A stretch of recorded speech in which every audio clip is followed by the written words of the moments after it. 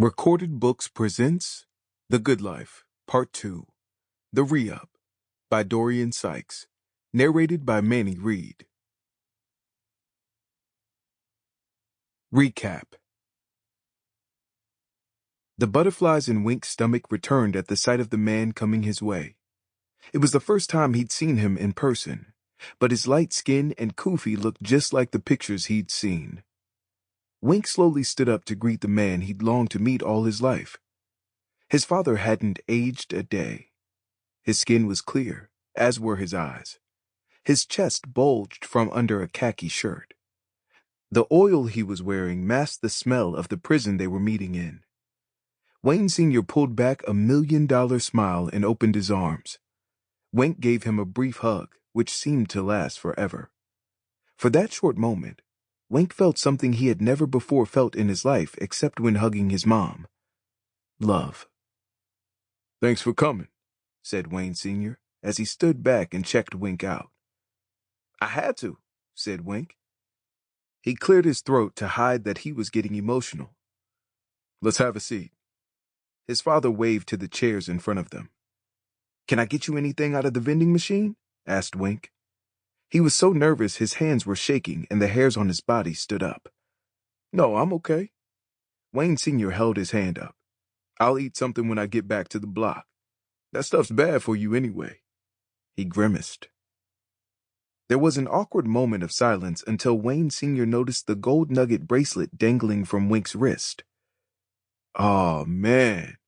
That bracelet brings back so many old memories. Who gave it to you, your mom?" He leaned forward to inspect the diamonds. "The stones are still shining." "Nah, Gary gave it to me. He said that you'd want me to have it."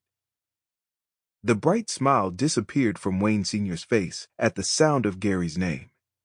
He clenched his jaws, and Wink saw a flash of hate in his eyes. "Alhamdulillah," said Wayne Sr. Then he took a deep breath, obviously trying to calm himself. "So you're 18 now?" "Yeah, I'll be 19 in a couple more months." "Wayne, I know why you came all this way, and I'm willing to answer all the questions you may have. I owe you that much." "I mean, really, I just wanted to see you. For years, all my life, I wanted to come visit you, but it was always a touchy subject around the house." "Well, I'm glad you came. I can tell by the mink and gators that you're hustling. I'm not going to tell you a bunch of reasons why you shouldn't. Just look around at where I've been for the past 18 years.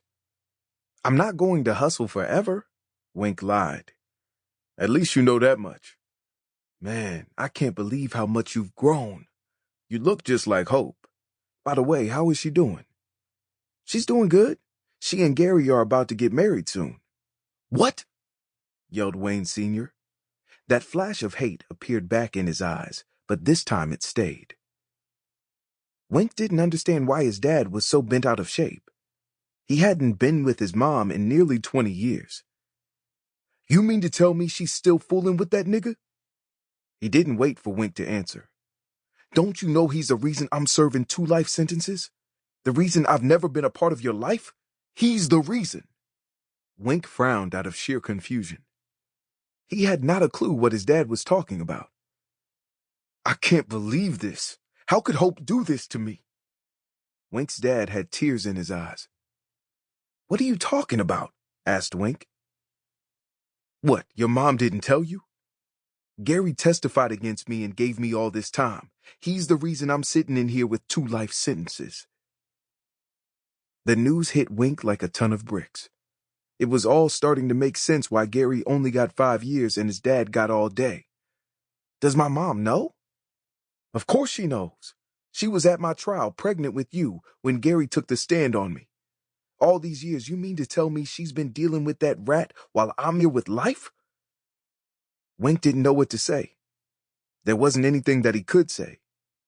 He knew there was a reason he hated Gary when he was coming up. "And you say that they're getting married, huh?"